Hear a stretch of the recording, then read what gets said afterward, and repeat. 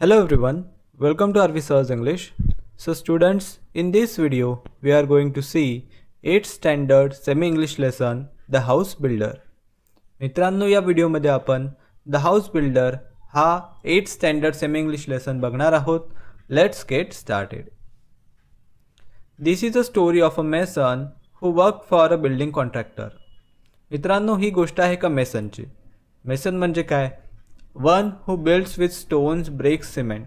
जो व्यक्ती दगड, विटा, सिमेंट यांचा यूज करून बांधकाम करतो, म्हणजे एक प्रकारे आपल्या सोप्या भाषेत मिस्त्री.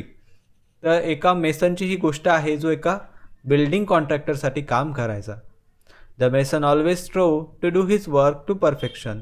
तो मेसन नेहमीच प्रयत्न करायचा, मेड ग्रेट एफर्ट्स, म्हणजे खूप मेहनत घेऊन खूप प्रयत्न करायचा की त्याचं काम हे तो परफेक्शनने करेल, म्हणजे आपलं काम नेहमी तो परफेक्ट करायचा. As soon as the house had been designed by the architect and details finalised by the engineer, the contractor would send for the mason and leave the responsibility of building the house to हिम.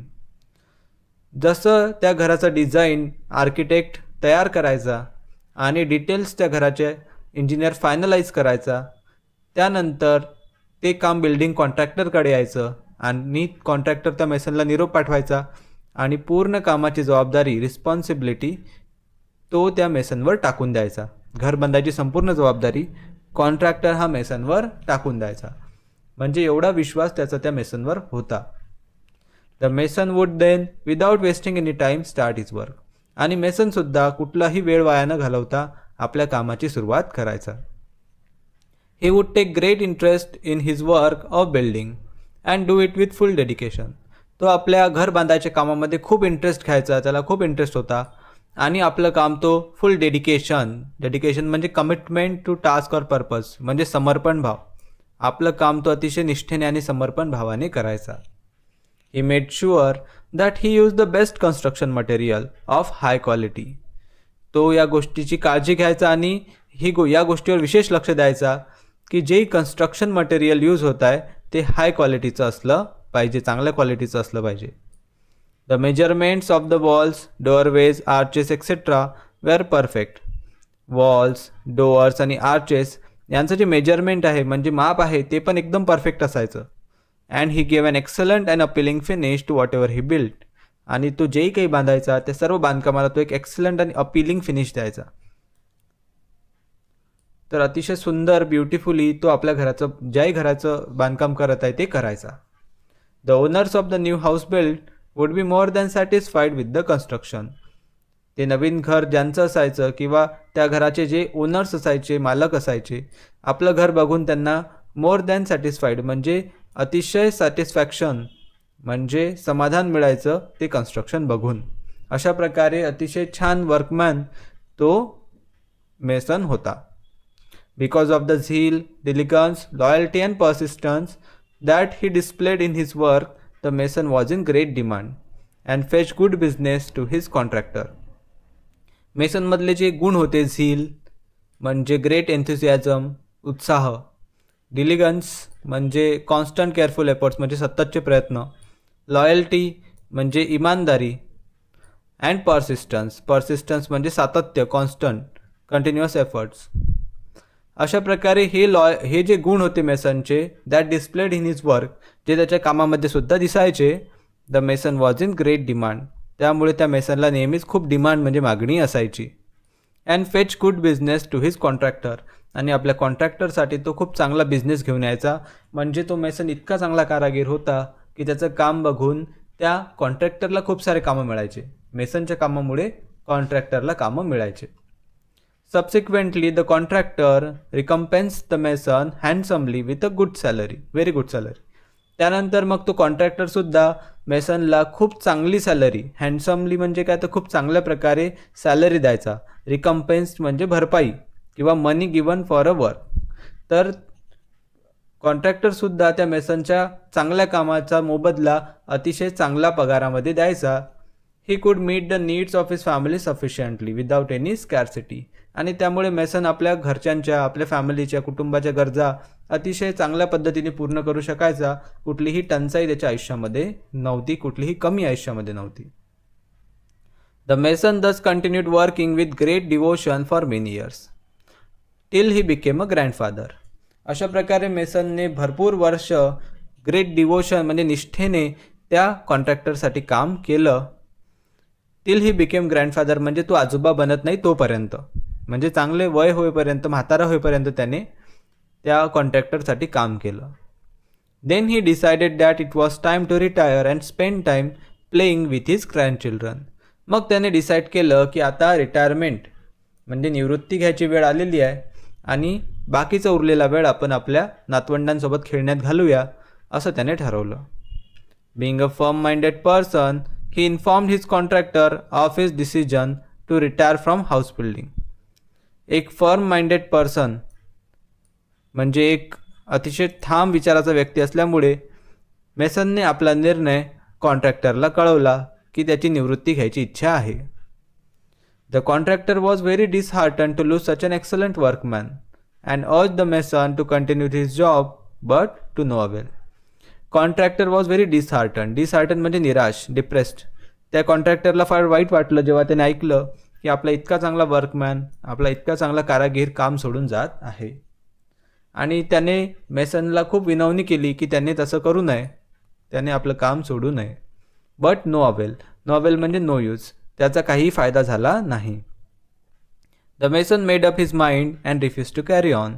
कारण त्या मेसनने आपला विचार पक्का केलेला होता आणि पुढे काम चालू ठेवायला त्याने नाही म्हटलं. Finally the contractor convinced the mason to build one last house on a beautiful and convenient site. Finally त्या कॉन्ट्रॅक्टरने मेसनला कन्व्हिन्स केलं, मनवलं की त्याने फक्त शेवटचं घर बांधून द्यावं एका सुंदरशा आणि कन्व्हिनियंट जागेवर. एक छानसं घर त्याने बांधून द्यावं, शेवटचं एवढं काम त्याने करून द्यावं, बस एवढं कॉन्ट्रॅक्टरने मेसनला म्हटलं. ॲज अ स्पेशल फेवर म्हणजे एक स्पेशल फेवर म्हणून, एक प्रकारे उपकार म्हणूनच त्याने ते मागितलं. The mason agreed to do so with great reluctance, not too happily either. Mason तयार तर झाला काम करून द्यायसाठी, बट तो अतिशय रिलक्टन्स म्हणजे अनइच्छेने तयार झाला, अनविलिंगनेसने तयार झाला. तो जराही हॅपी नव्हता, म्हणजे त्याला आता काम करायची इच्छा नव्हती. The construction started. अशा प्रकारे त्या शेवटच्या घराचं काम सुरू झालं. It was a most beautifully designed house to be build at a sought after location. अतिशय चांगल्या अशा लोकेशनवर, सुंदर अशा लोकेशनवर एक अतिशय सुंदर डिझाईन असलेलं घर बांधण्यात येणार होतं. हावेवर द मेसन कुड not put his mind and heart in his work. पण तो मेसन, तो जो मिस्त्री होता, तो आपलं मन आणि आपलं हृदय त्या कामामध्ये टाकू शकला नाही, म्हणजे मनापासून तो ते काम करू शकला नाही. हे डीड हिज वर्क व्हेरी रफली अँड केअरलेसली. त्याने आपलं काम खूप रफली आणि केअरलेसली केलं, म्हणजे ओबडधोबड आणि निष्काळजीपणे केलं. Without interest or dedication. कामामध्ये कुठलाही इंटरेस्ट किंवा डेडिकेशन म्हणजे समर्पण त्याने यावेळेस दाखवलं नाही. Even the building material used was of low quality. Even जे बिल्डिंग मटेरियल वापरण्यात आलेलं होतं ते सुद्धा अतिशय लो क्वालिटीचं होतं. But he did not care. पण त्याने पर्वा केली नाही. He simply wanted to complete a job in haste and finally retire. त्याला फक्त घाईमध्ये पटापट ते काम पूर्ण करून द्यायचं होतं आणि फायनली रिटायर म्हणजे शेवटी निवृत्त व्हायचं होतं. The house was ready earlier than expected. अशा प्रकारे ते घर त्याच्या म्हणजे वेळेच्या आधीच तयार झालं. व्हेरी रफली made structure, weak walls, poor finish and did not look as good at all as design. अतिशय रफली मेड स्ट्रक्चर, अतिशय ओबडधोबड बांधलेलं ते स्ट्रक्चर होतं घराचं. वीक वॉल्स म्हणजे कमजोर भिंती होत्या. फिनिशही अतिशय पुअर होती, वाईट होती. Did not look as good at all as design. आणि डिझाईनमध्ये जसं सुंदर दिसत होतं तसं रिअलमध्ये जराही सुंदर दिसत नव्हतं. Yet the mason did not care. तरीही त्या मेसनने त्याची पर्वा केली नाही. He inform the contractor that the house was ready and he was waiting to hand over its keys to हिम.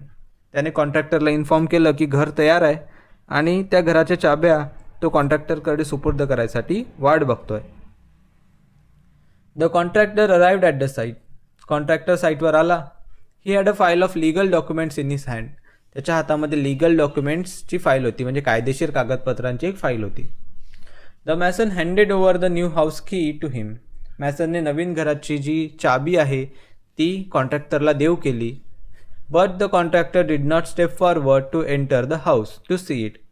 पण कॉन्ट्रॅक्टर काही ते घर आतून बघायसाठी पुढे आला नाही. Instead with a broad smile he handed over the file along with the house keys to the mason.